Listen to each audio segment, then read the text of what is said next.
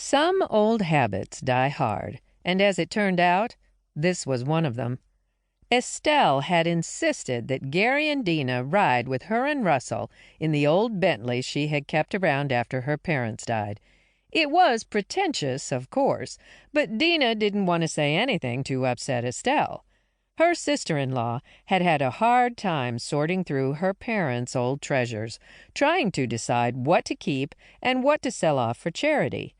Dina figured they might as well humor Estelle if she indeed wanted to show up to the auction in her Cinderella coach. Estelle's parents had been big fish in Maycroft's little pond. Her mother was known as the Grand Dame of Maycroft. Estelle's life had turned upside down the previous spring when her mother was murdered. Since then, though, Estelle had blossomed. Still, she had lived most of her adult life caring for her mother, so getting rid of many of the family heirlooms was emotionally wrenching. Leonard Dietz wore his full chauffeur's uniform for the special occasion. It had been a long time since Estelle had called upon him to drive her. Dina hadn't seen him since shortly after Estelle's mother died. At nearly 80 years old, Leonard appeared a little more wrinkled, a little more gray, and a lot more stooped over than Dina remembered. She wondered if he still even had a driver's license. Regardless, the community center where the estate auction wasn't that far away. Surely they could make it there and back without incident. "I'm going to feel ridiculous getting out of that thing," Russell whispered to Dina as they waited for Estelle out on the front porch of his house. He pulled at the knot on his necktie. Dina's brother still hadn't gotten used to the trappings of wealth he had obtained when he married Estelle the previous spring. "Why are you telling me? Why didn't you say something to Estelle?" Dina asked.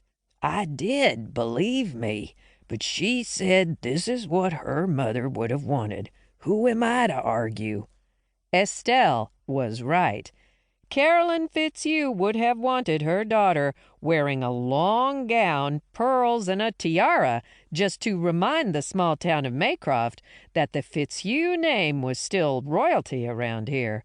Luckily, Estelle appeared on the porch wearing a smart-looking tailored jacket and skirt, more in the style of Jackie O than Princess Di.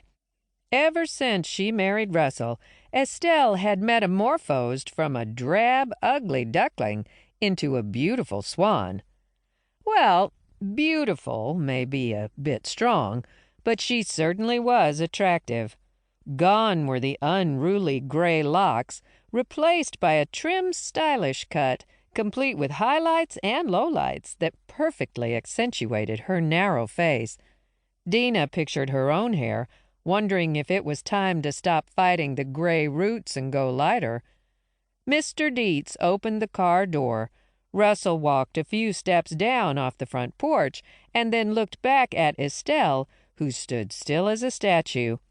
Luckily, he realized what he had done and had the good sense to go back for his wife. He crooked his arm and escorted her to the car, depositing her in the back seat. He looked at Gary, apparently sharing some silent bro-code telepathy. "I got this," Gary said, and offered Dina his arm. "Shall we, m'lady?" "Shh," Dina said. "She'll hear you." To keep listening to this audiobook, I've left you a link in the description so you can do it, at no cost thanks to Audible's 30-day free trial.